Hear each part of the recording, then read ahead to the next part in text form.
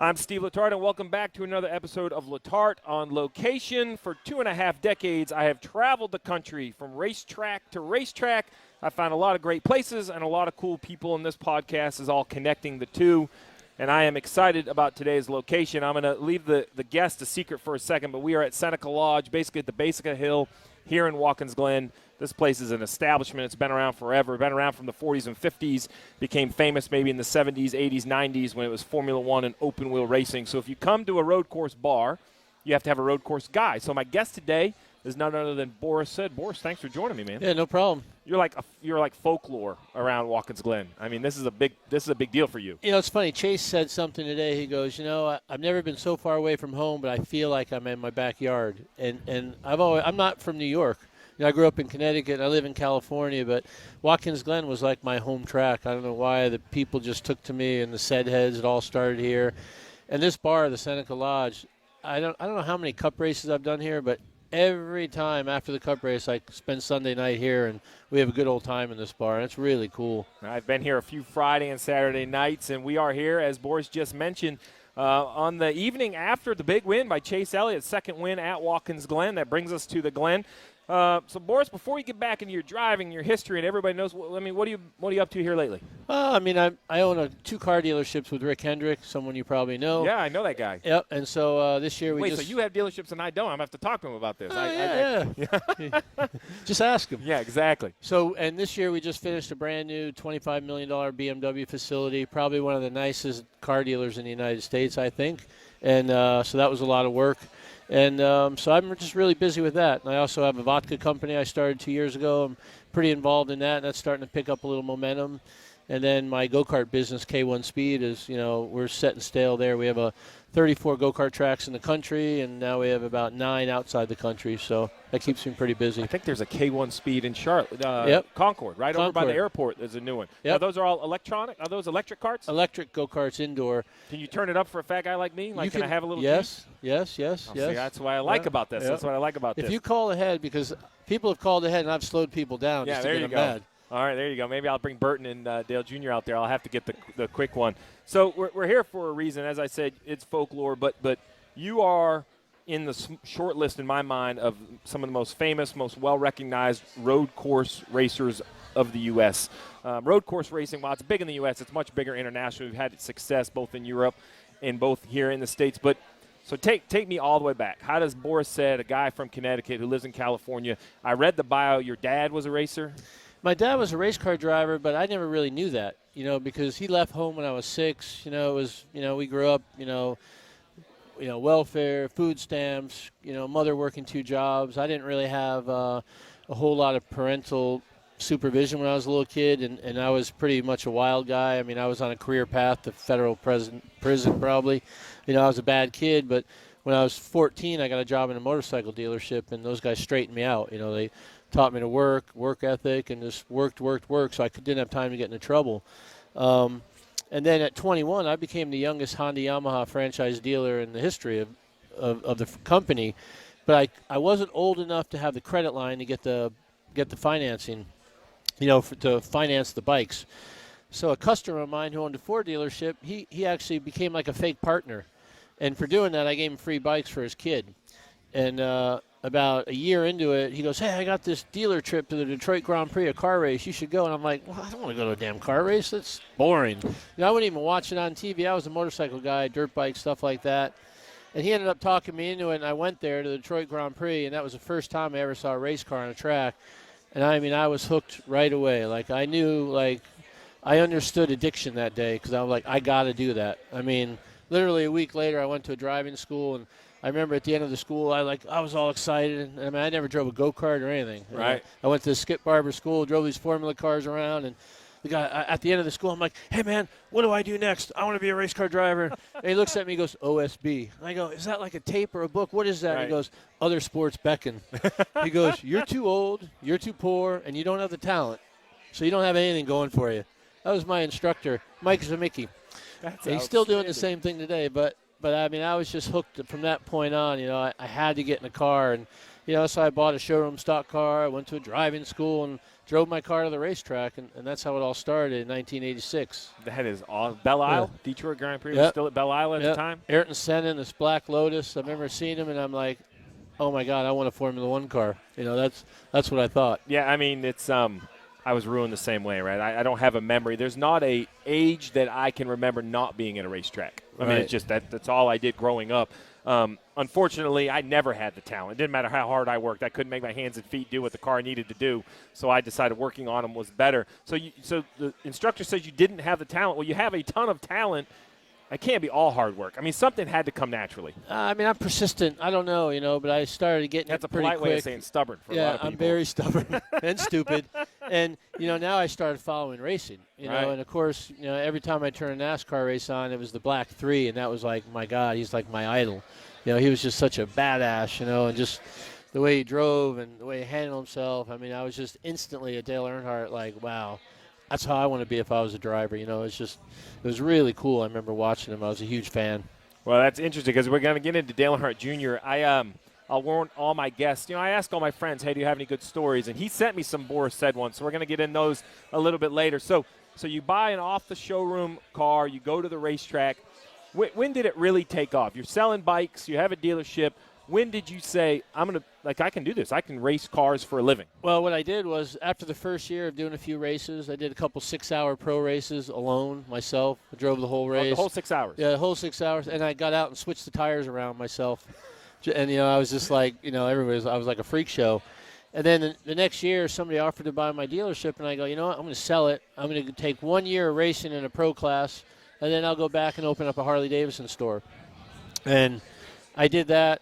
A series called the Corvette Challenge in 1988, and I never looked back. I mean, from then on, I go, you know what? I want to do this for the rest of my life. And, man, lo and behold, 30 years went by like that, and I've gotten to drive some unbelievable cars all around the world. And, things I never thought I'd get to do. I mean, especially racing NASCAR. I mean, that was happened by accident. I was never an oval guy. I never went to a short track. And, lo and behold, I just kept stepping into these rides, and it was a lot of fun.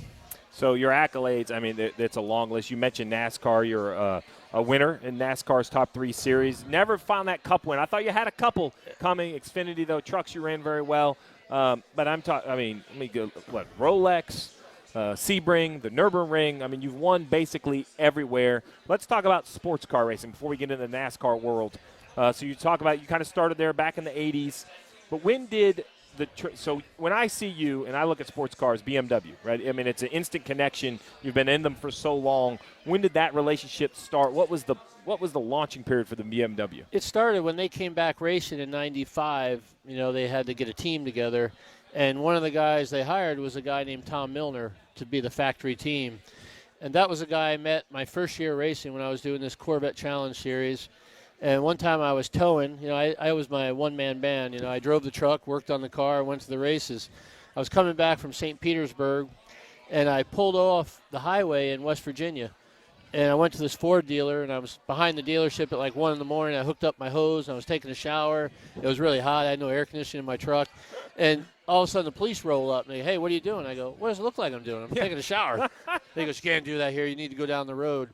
And I literally went out of the parking lot, turned right, and the first parking lot I pulled in, I went behind the building and went to sleep. And that was Tom Milner's race shop. And he had a Corvette Challenge team. I was taking his old parts, his old tires that he was throwing out, during the season. Mm-hmm. And in the morning, he wakes me up and goes, boy, what the hell are you doing here? I'm like, what are you doing here? He goes, this is my shop. I'm like, holy crap. It's just. So you didn't know it was his? I didn't know it was his shop. I pulled it in. And so I started bugging him. He ran an IMSA GTP team. And I'm like, hey, man, you need to let me drive your car. You need to let me drive your car. And everyone I met back then, that's what I always said. Hey, man, let me drive your car. Right. And, it got to the point where when people saw me coming, they would turn and run. He's going to ask me again. And so he actually gave me my big break and hired me for BMW when they went racing. And then that just started my relationship with BMW and ended up with me having a dealership. That's what a kind of relationship you guys. So for BMW, man, I don't want to short you now. 2-time 24-hour winner. Yep. At Daytona. Yep. 12 hours of Sebring, which my friend at Ken House said is like 36 hours at Daytona. Yep. Now, is that true? Tell me how much tougher Sebring is than Daytona. Sebring's tougher because the track in the old days, it's not like that anymore, but in the old days it was bumpy. I mean, it was so bumpy it just beat the hell out of a car. So it was a tough race, and it was a sprint race. Back then, in those days, Daytona was more, you'd start the race, and you were just really nice to the car for a while, and if you made it to the next day, then you're like, okay, do we got to run hard or we got to not run hard? Right, when the sun came up. Right. Yeah. And if you broke early, you ran hard the rest of the time. Mm-hmm. But for the most part, you would run easy, where now it's a sprint race. You just Right. run as hard as you can. And back then, Sebring was really tough that way. It was tough on the car. Yeah, I was fortunate enough to go down there one time. It's a different world. Talk about a party. People talk about Talladega. Yeah. I would challenge Sebring's party is right up there with Talladega's. Yeah, I mean, I don't even think they need to have a race there, and those people are going to show up anyway. It's right. a pretty wild scene. Right. It's pretty neat for American motorsport. So this is a track that I know nothing about other than it's long and has a bazillion corners. Tell me about what it was like to go around the Nurburgring. So explain to the race fan the Nurburgring. So I think everyone listening knows Daytona. Sebring, if you don't know, Google it. It's great. It's down in Florida. It's an old airport, flat as can be, bumpy as can be. Take me to the Nurburgring. Nurburgring is the exact opposite of all that. I mean, it was built in the 30s, basically pre-Hitler. And it's 15 and a half miles around. And basically, we run the whole Formula One course, which is up to standard, very safe. Yep. But you turn on to Nordschleife, which is a 12 and a half mile loop, right? They call it the Green Hell. And there's 175 turns. And the whole track basically is track, 6 feet of grass, and guardrail and trees. So there's no room for error. Any off is a big off. Right. And the elevation it's crazy. You're going up and down mountains. And the weather's different on different parts of the track. So once a year they start this race, 24 hours in Nürburgring. 230 cars started the year I won. And picture this, though. 230 cars, you're on a pit lane with 40 pits. So you got like 8 guys to a pit. Right. I mean, just getting out of the pits in practice is a nightmare, with that many people. And the classes, the slower cars, we lap every 3 laps. And on average, you're passing 50 to 60 cars a lap when you're a fast car. So it is the most. That sounds like a mental test. It's a mental test, physical test, and it's the best piece of road you could ever drive. I mean, 3 times a lap, you're airborne, all 4 wheels off the ground. That's amazing. And so when I heard about this, and I went and saw it when we were doing the race on the Formula One circuit, yep. I'm like, I got to try that. And, the BMW Motorsport guys, you're an American, you can't do it. Right, Yep. This is just for Europeans. But my man Hans Stuck, who was my teammate, talked him into letting me do it. The first American to be in a factory deal. And the first year, I wrecked the car. Oh. I mean, I was gutted. At 4 in the morning, I made a mistake, passing the car. He turned in, dumpstered the thing. And I go, they are never going to have me back. Right. But they had me back. And the next year, we finished second. And the year after that, we won. So 100 and whatever corners, do they ever start to become recognizable? Like, how many laps does it take where you go, okay, I think I know what's coming? You have to, because it's so blind. It took me about 10 laps driving in a street car. Now, this track's open to the public during the week. So you can pay $10 and drive a lap. And it's completely crazy. I mean, they kill 50 people a year on this track, mostly on motorcycles, some cars. But, yeah, you have to know every inch of it. And I kind of drive it like a rally. I watch rally on TV, and I'm talking to myself the whole time. I'm like, okay, don't cut the corner. A lot of bumps. You can be wide open at the exit. And I'm preparing myself for what's coming up, even now. But, I know it by the back of my hand, every corner. It's like rally car racing in your both seats. Yeah. It's like you're giving directions to yourself. Because it's a 9-minute lap. It's a long lap. That just blows my mind. So your racing career really spans so many different series, but staying in the sports car realm, give me the one race. You have so many accomplishments. What's the one race? It doesn't have to be a win. It's not a win for everybody. I ask this for all race car drivers. What's your one most proud sports car race? I would say it's winning the 2005 Nürburgring for 2 reasons. One, I was the first American to ever do it. Mm-hmm. And 2, where it is, it's right by the Ardennes Forest where the Battle of the Bulge was. Yep.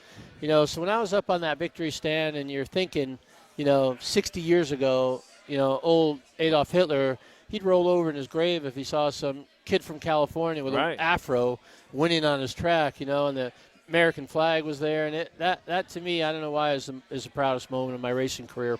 What's the one that you want back? What's the one sports car race that you say, you know what, mistake, maybe just wasn't prepared, maybe whatever? What's the one you want to do again? Man, sports car racing, I don't have any regrets. I could say that in NASCAR because I won one time in trucks and one time in nationwide, and I wanted that cup win so bad. And I had like 3 legitimate chances where I could have won, and whether it was a mistake pitting or an engine blowing or a mistake by me or getting turned around by Robbie Gordon, I didn't happen. So but no offense, but that's a long list. If we talked about everybody that Robbie Gordon got into. Right.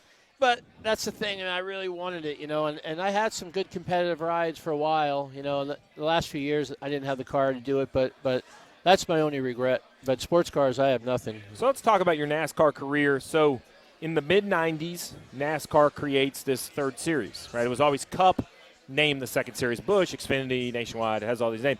But in this peak, in the 90s, they said, we need this new series. We're going to start racing trucks. And I don't think we were all smart enough then to realize what doors that perhaps opened. And I ask you because it started, right, in 95, running what was then the Craftsman Truck Series all the way back. Wasn't that the Irvin Semo? Which we're going to get into the whole no fear thing because I don't understand it. You're going to have to explain it. But this was for Irvin Semo. Tell me about what truck racing was like in the 90s. Yeah, so the no fear started to rise, and there's 2 twin brothers, Mark and Brian. Brian was racing Trans Am, Semo, okay. Right? So Brian Semo is racing Trans Am. And Mark's like, I want to get into NASCAR. I want to be a team owner. So he starts a team with Ernie Irvin. And he says, you're going to help me manage it. Right. I was out there living, working, doing whatever, but I was working on my own racing career with BMW and Trans Am and stuff. But I'm like, yeah, I'll help you out. I want to meet Ernie Irvin. He seems like a cool guy. Right, yeah. So he started this team with Ernie, and they hired Joe Ruttman, 95, and they won a championship, and it was pretty cool. And me and Ernie got to be good friends. And he's like, why don't you ever try NASCAR? I'm like, I don't know anything about it. I mean, that's crazy. I was smart enough to know that it's completely different. So one time he goes, hey, we're going to do a test at Martinsville. I'm going to put you in the truck. I'm like, okay. So he puts me in the truck, and I start driving some laps. We're the only people there. And he's like trying to wave me in. We had no radio. He's trying to wave me in. I'm like, no way, man. I'm going to take some laps. Right. I was my only shot. Yeah. I was driving it like a sports car. On the brakes, on the gas, through the corners, right? Yeah. And Ernie actually got so mad, he went out in the track, and I come around one lap, and he's lying in the track. So I had to stop. And then he started teaching me about it, about letting it roll and doing this. And so at the end of that year, I think it was 96, when Brian Refner was driving for him, he goes, we're going to put you in a race. We're going to run a second truck, and it was at Louisville, Kentucky. And, man, I've never been more tired in my life. I mean, I think I was using so much energy. I was so nervous, Right. driving on this little oval. And I don't even remember where I finished, but I remember I beat Brian Refner, which was pretty cool. And it was what's this, Judge? Oh, yeah. They're going to give you. It's a cheap ad, right? Cheap. Well, I think you signed the front of it. Someone has. Oh, yeah. But this place will get rolling later. Oh, I like it. Yeah. Listen, so just a reminder where we're at. We're at Seneca Lodge. It's basically the base of the hill. Isn't that what you described? Yep. If you come out of Watkins Glen, go down the hill, you can't miss it. Seneca Lodge has been around since the 40s and 50s. We're going to get into all the history here. But, I mean, I have been here many a Friday nights, many a Saturday food, nights. Great people, good drinks. Yeah, cold beer. Yeah. I'm always in for a cold beer. Yeah, so that started in 97. He goes, hey, you're gonna be our truck driver. So I did 2 seasons, 97, 98. We got 1 win. I had a little roll where I got some top 5, finished second in Texas behind Ron Hornaday in the Oval, and 4th at New Hampshire. And I was starting to figure it out. It was pretty cool. Yeah, it was fun. So you're a road course guy, a sports car guy. Yep. So your NASCAR road course career, which we're going to dig into, makes perfect sense to me. I could connect the dots. But you're talking, these are oval tracks with oval racers. Right. Right. It was tough. I remember the first time I went to Louisville, Ron Hornaday and Mike Skinner, they were like the badasses. Right. And I remember after you qualify at Louisville, you had to park in the center. And I went right after Ron Hornaday, and I remember how scared, man, that guy, I just knew Days of Thunder, right? Yeah, right. He's going to kick my ass, right? And I pulled up behind him. He looks all mean and burly and scarred up, and he was the nicest guy. That's how they are. Yeah, couldn't believe it. It was just never more wrong in my life, that preconceived notion. And I got along really good with those guys, most of them, not I had a few incidents in, 97 when I had a few paybacks, but. Well, you got to. The race car drivers have to. Yeah, it was awesome. So let's talk. So you won in the trucks at Sears Point. So is that, you consider that your home track? What was your home track? I consider Watkins Glen. I don't know why, just because I've raced here a lot. But that's my home track. All right, so you won it at Sears Point. Topeka was another great road course. It was on the circuit for a while. Yep. that was in the trucks, but then everybody wants to try it, right? Xfinity times here at the Glen. Yeah, what happened was in Xfinity, I think a week before the Xfinity race here, Ron Fellows was supposed to drive for Jimmy Spencer. And I think at the last minute he bailed out to drive for Joe Nemechek because he thought it was a better ride. Yep, which he ran good in that 87. Yep. I mean, he was fast. So Jimmy Spencer called me up, and he was bitter. Yeah, He goes, I want you to drive my car. I'm like, okay. Yeah. I've never driven one. I'll try it. I came up here, put it on the pole, That's awesome. and he was happy, beat Ron. Yep.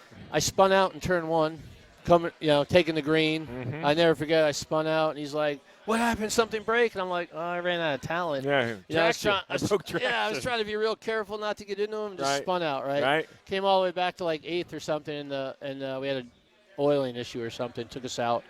But because of that performance, that year, I guess he got a concussion in So Indianapolis. what year was that? 98. Okay, 98. 98. So I was in the sport in 98, but I was a tire guy for Jeff Gordon. So, Right. But I remember, like, when you talk about you jumped on scene, when you sat on the pole here, it was like, now, wait a minute. He's never even been in one. That's the fastest thing we've seen here. So that did turn heads. Right. And so then in 98, I was actually on my way to a BMW race in Canada. I was in the Hartford airport, and I get a call from this guy, Travis Carter. He is a Southern, good old boy. Yep. He's talking to me. He said, Jimmy Spencer banged his noggin, and, we need someone to relief drive and practice and qualify. And as he's talking to me, I'm walking over to the U.S. Air counter looking at flights to Charlotte. And he's like, you want to do it? I'm like, yep, I can be there by 4 today, As soon as I hung up the phone, I bought a ticket. I called BMW and said, hey, can you find someone else to drive this week? And I got a chance to do this cup race. And he's like, yeah, no problem. And they were totally behind me. It was great. And off I went to Charlotte. And I remember I walked into his shop in Statesville, and he's just sitting there on a bench eating a quarter pounder with cheese. He's like, you're that road race fella? I'm like, yeah, nice to meet you. And he goes, come on, let's go introduce you to Donnie Wingo, your crew chief. Yeah, right? Wingo. So I go over there, and the car's on the plate, and he's like, what kind of upper control arms you like? You like 8.5, 9.5, And I'm like, hey, just so you know, I've never driven one of these things. Yeah, right. I got no idea. Whatever you want, it's got to be. Okay. I go, I'll tell you if it's tight or loose, maybe. Right. I have no idea. And then he said something about, what kind of caster do you like? I'm like, got no idea again. Yeah. Just to remind you, I've never driven one of these. So revert back to the first conversation. Exactly. So they had no idea what they were getting into. The next day we went over to Watkins Glen, and the funniest part of the story was, everyone back then used to start practice running qualifying laps, taped up qualifying. And I go, hey, is there any way maybe I could just run untaped and run like 20 laps or something just to get used to it? And you're like, yeah, sure, we'll let you do that. So I'm running around. I'm probably like 38th or 40th on the board. And Travis Carter comes on the radio, and he's like, now, Boris, there's something you're leading the pack in. He goes, you got 3 times more laps than any of them boys. He goes, you ready to try some stickers? And I'm like, yeah, sure. Yeah, why not? And we came in, put stickers on. I think we went like 3rd or 4th. And then from that moment on, and I qualified 5th that weekend, I just became this road course guy. It was crazy. My phone rang all the time, and that started my career. And the first NASCAR race I did was here, and after that, it seemed like everybody knew my name.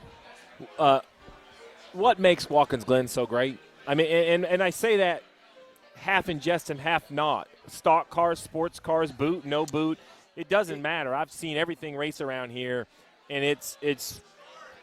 I've seen new road courses, old road. I guess that's my point. Is this one has been around for so long, yet continues to deliver with such great racing. The track race is so good because if you're faster, you're going to pass the guy. Mm-hmm. There's like in the short course, there's 3 really good places to pass. Yep. And if you're faster, you're going to get by.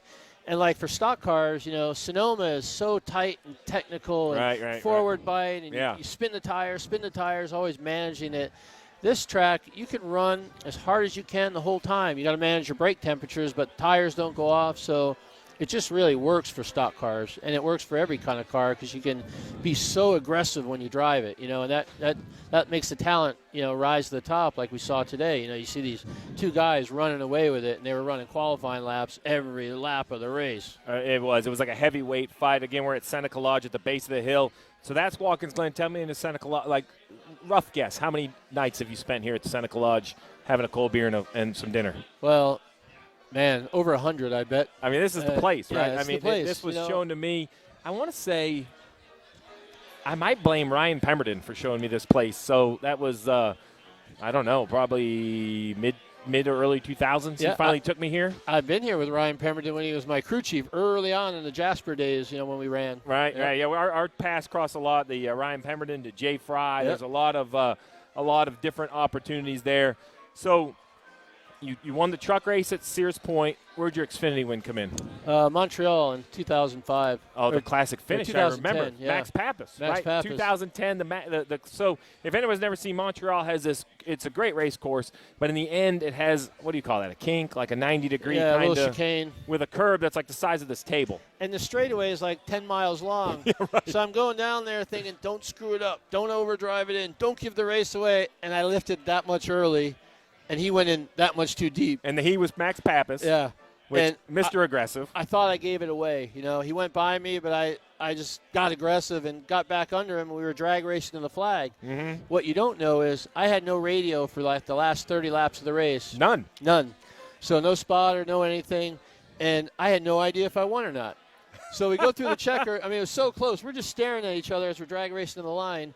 And after the checker, I'm on the cool-off lap, and I'm like, I wonder if I won. I have no idea. It was the longest cool-off lap of my life because I didn't want to be an idiot like Robbie Gordon and pretend like I won and you didn't win, yeah, that's right. You got to be the winner. I didn't want to be that guy. You got to win if you're going to celebrate. I started thinking about it, and I go, okay, if Max Pappas pulls in the pits, I might have won. If he stays out on the track, I finish second. So I'm just waiting, driving around, and he pulled in the pits. I'm like, oh, that's a good sign. So I stayed out on the front straightaway, but then just to be sure, I drove down on the pit wall. You still don't want to no burn-outs yet? Not even waving out the window. I'm just like being real cool and calm. I pull up to the wall. I go, did we win this thing? And they're like, yes. I'm like, yes, we won. So that is outstanding. That was a big night. It was a lot of fun for Robbie Benson. Oh, yeah. So, you were driving for Robbie Benton Motorsports? Yeah, Robbie Benton. Yeah, that was a cool day. Man, we could go on forever. Tell me about so the one I remember. Tell me about the Cup race at Daytona. So what year was that? Closing laps had to be 2006, maybe. Yeah, I was going to say 2006. Maybe a little later, 2006 or 7. I think it might have been 7. July race at Daytona. I'm bad with the dates, but I own this building with Dale Jr. Right, yep. We bought this race shop. It used to be Jay Fry's, MB2 Motorsports. Yes, it's in the Roush complex, and we were leasing it to No Fear for a while, but then they closed up their facility. And Jack Roush leased most of it. And he goes to me one day, because I was always teaching his road course guys and helping him out, and I raced Trans Am for Jack Roush. 2006, I checked. You're smarter than me. I had you in 7, so 2006. And then Jack Roush goes, why don't you start a team? I'm like, what do I know about it? I don't have the info. Just so you know, that that's about the 6th time you said that in this thing. You seem to know more than you give yourself credit for. So he goes, hey, look. You start a little team, get some money together, and I'll help you. I'll give you the black book. I'll give you our setups, everything. Yeah, great. So that Daytona car, so me and Frankie Stoddard got together, and we started a little deal. We had a few people. It was very small. And Jack Roush goes, I got this old Speedway car, and, Frankie cheated that thing up and made it really fast. Yeah. And we sat on the pole because back then, there were the go or go homers, and it was an impound race, right? So really the guys going for the pole were the guys trying to make the race. Yeah. So we were full qualifying setup where you guys were in full race setup. Yeah, exactly. So we were on the pole. But literally, we had to make pit stops. We changed the oil one pit stop. We changed the shocks one pit stop. We changed the sway. We were changing stuff every time, and we were just in the back changing. And with like 15, 20 to go, there was a caution. Frankie goes, let's stay out, see what happens, on old tires. Yeah, right. And back then, it wasn't just wide open. Yeah, this wasn't the repaved Daytona. This was bumpy, worn out, handling mattered. You had to lift a little bit. Yeah. And so I was just like, you know what? On this restart, I don't care if I wreck. I'm going to hold it wide open. I don't care how bad I slide. I'm going to win this thing, And I led for 10 of the last 12 laps. And it still goes through my head every day. Going down to turn 3, it was me, Tony Stewart, and the Busch brothers. And Tony Stewart had the car all night that night. Right, yeah. He went high. So I went high to block him, and then as I went high, I saw the Busch brothers go low. So I'm like, I went low, we'll hang Tony out. And when I went low in front of them, they went high. Boom, I got hung out. So it was just one of those split decisions. Still looking back, I made the right choice, I think. Yeah, right. I finished 4th. And I'm telling you, that night when Tony Stewart was doing donuts in the grass, I almost went and did donuts. I felt like I won. That was a big accomplishment. It was really cool for our little team. Well, I mean, you're listening. I mean, there's going into the Hall of Fame, Tony Stewart, the Bush brothers, I would say when they hang up their helmets, they're going to go into the Hall of Fame. I mean, you were racing with the NASCAR elite at the biggest track on the NASCAR circuit. It's Daytona. Right. So, no, it's and how that all started, going back, I was coming back from Germany in a race, and I remember in the airport I read about Jerry Nadeau getting hurt at Richmond. And no sooner did that happen, I got a call from Ryan Pemberton. Hey. Oh, listen. We got an autograph. Yeah, I signed you already. Right here. Right there, old buddy. Oh, he's got You're a signature right here. That's me. That's him. Huh? All right. I told you, I'll tell you, you're a legend around here. Right. All right, see you later. I like it. That's my fans. Hey, listen, let's talk about your fan base real quick. So when I think of, this is going to sound silly, of all the accomplishments you had, I'll never forget the set heads. The wigs come out. I mean, the fans, why do the fans love you? I don't know.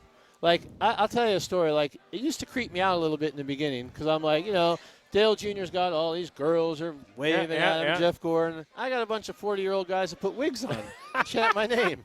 But then I was thinking about, like, if I was a fan, I'd be a Dale Jr. fan, but I would do the same thing. I mean, they were just guys having fun, and I don't know how it started, but it got pretty big, and I don't know if I'd be my fan. I mean, but it was, it was still pretty cool. I don't know. I think everybody loves the everyday guy. So I was asking around about you. Everybody's in Dale Jr., you just brought him up. I said, hey, man, give me a Boris story.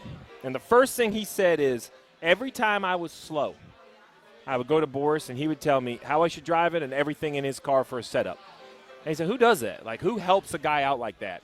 So for a guy who's trying to make a name for himself, right? Like, when Dale Jr. comes and sees you and says, hey, man, help me out, what is the reasoning to just help a guy like that? I mean, because I was always looking at the long game, right? Like, I want to learn ovals someday. So if I help a guy out on a road course and he beats me, so be it.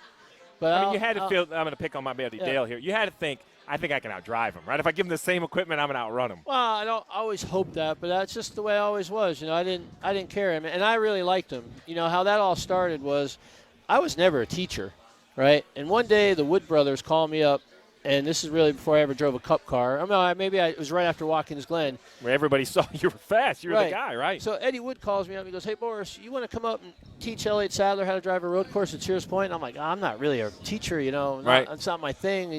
I go, what are you thinking? He goes, well, I'm going to bring 2 cars up, do some lead follow. And I'm like, oh, so I get to drive a car for 2 days? He goes, yeah. I go, yeah, I'll do it. Oh, yeah. Oh, yeah. I'm not riding with it. Okay, yeah. So we spent 2 days up there, and Elliott's a great guy. I mean, the Wood brothers are fantastic. Had a few times, a lot of second to first and a lot of third to second. It's different for him. Yeah. But after, Eddie Wood's like, so, Boris, what do we owe you? I'm like, I don't know. Nothing. Yeah, right. I had a great time. You paid for my expenses. That's had good. A blast. You owe me a favor. I had a blast. No, I got to pay you. What do you want? I go, it's really nothing. I'm good.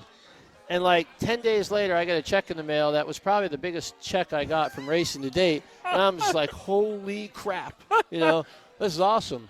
Professor Boris is in the house. Like, okay, yeah, I had a blast. Yeah. But then what he did, he must have talked to everybody in the paddock because my phone started ringing. Really? And I just started doing it. And for me, it was so cool because I really learned how the cars worked. And I learned how all the different teams worked and stuff like that. And so I got a call from DEI one day at Ty Norris. He goes, yeah, Senior wants you to go teach Dale Jr. to drive at Sears Point. And I'm thinking, yeah, why doesn't Dale Senior call me? No, but I didn't. So I go up there.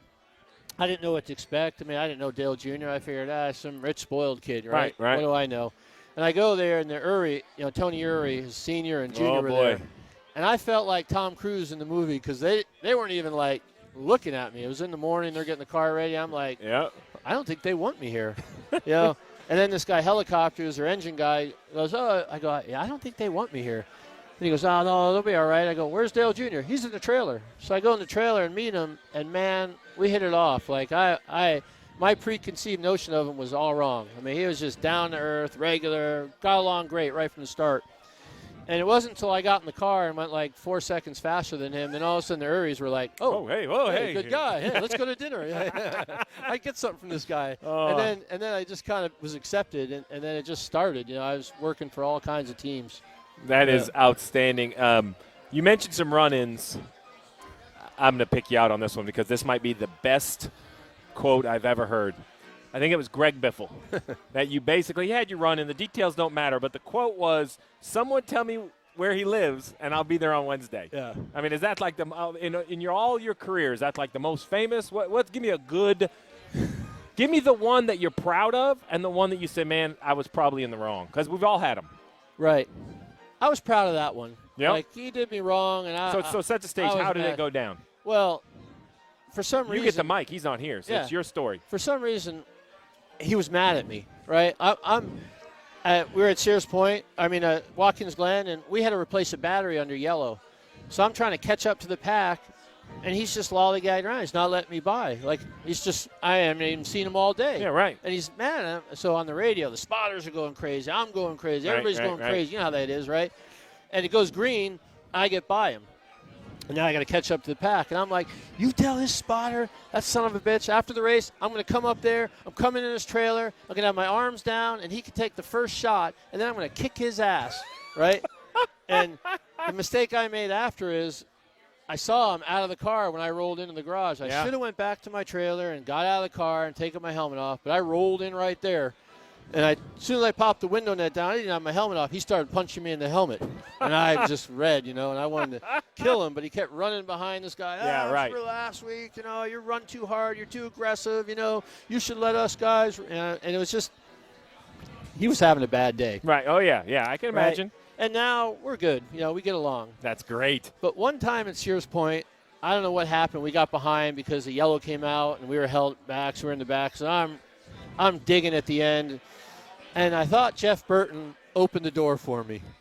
But, the way I saw it was he closed the door, I hit him and wrecked him. Yep. And after the race, he came in our hauler, and he was yelling at me, and I couldn't take it. I got mad at him. I'll kick your ass, blah, blah, blah. And then I thought he was in the dead wrong. But when I went home and watched the replay, I'm like, oh, boy, I was dead wrong. That was my fault, 100%. Oh, man.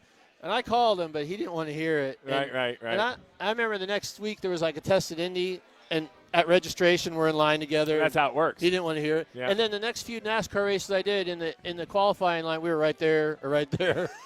It was really ugly for a while. We joke about that on the broadcast. Yeah. If you wreck somebody, you're going to be in the ride-around truck the next week. Exactly. That's how it's always going to work. That is how it's always going to work. But I wasn't proud of that, and I was in the wrong. So another story. What's the deal behind this one? I want to know, did you not have your suit or what? Dale Jr. says he goes to VIR. You're there testing. I guess it would be the MB2 car, the Army car, jeans and a T-shirt all day. I mean, was that what's the story behind the jeans and the T-shirt? They lost my luggage. I had no luggage. So whose helmet did you wear? I borrowed one from the track. Yeah, and just wore it. That is outstanding. Yeah. I mean, one time I broke my arm in the 24 Hours Daytona, both bones. And the next day I got a cast up to my shoulder.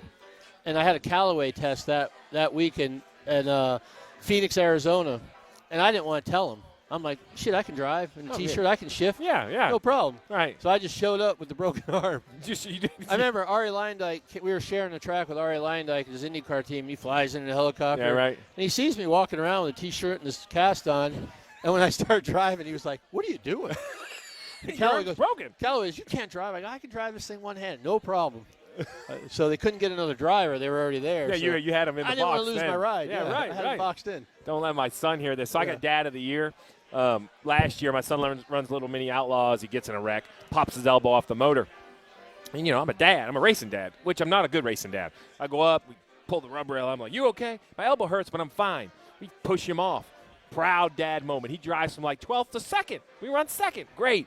Next day, my wife takes me to the doctor. They x-ray it, broken elbow.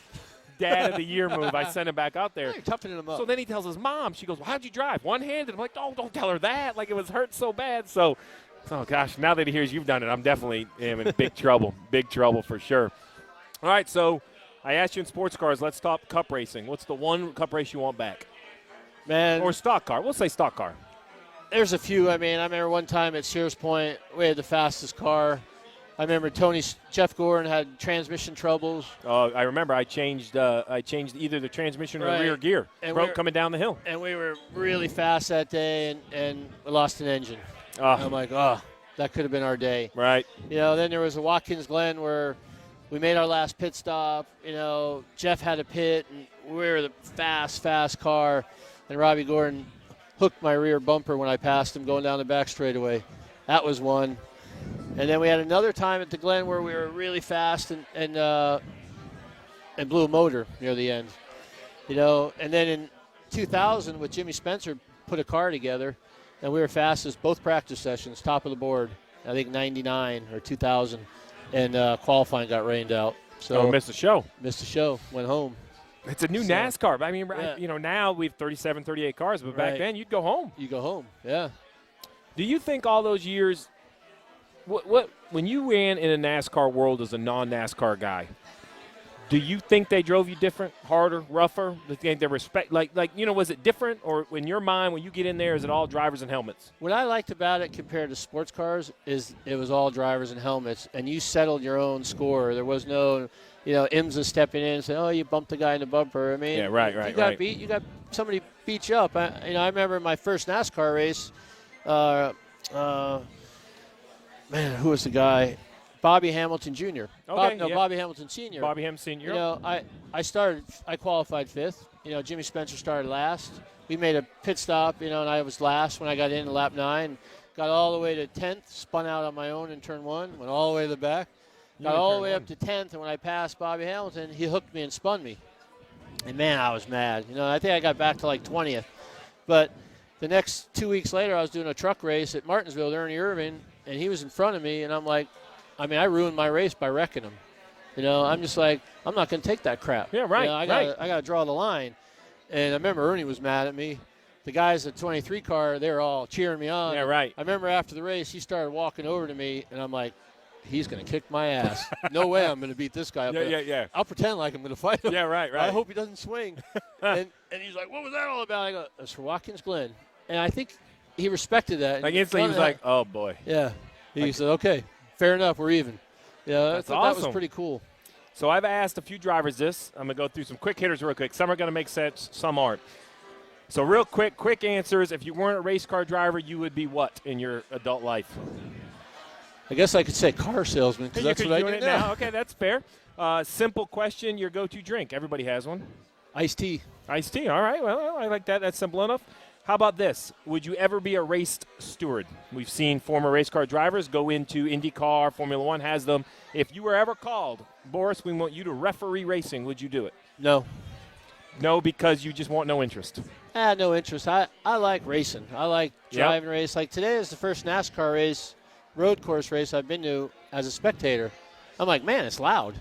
I didn't realize it was just loud. It's not that loud in the car, but I don't think I would. I love the driving part of it. Favorite track in the U.S., I'm guessing you're going to say Watkins Glen. You've talked about 100%. And Nurburgring across the pond as well. Yep, and Daytona. I was going to say oval, you'd go Daytona? That plate racing was really fun for me. So it's great. Just to recap, dealerships, what name of them? Boris Said BMW Murrieta, and then Volkswagen of Murrieta.